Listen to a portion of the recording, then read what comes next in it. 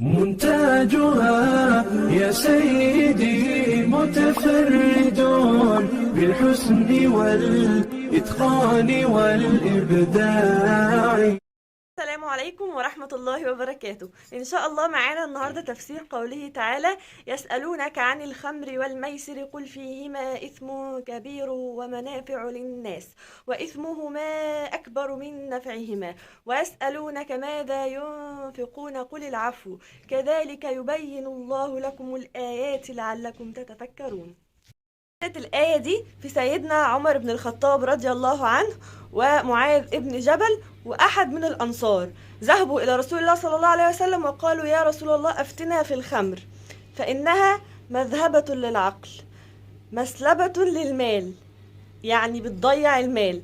فسبحانه وتعالى أنزل هذه الآية بعد ما هم سألوا السؤال ده لسيدنا محمد صلى الله عليه وسلم.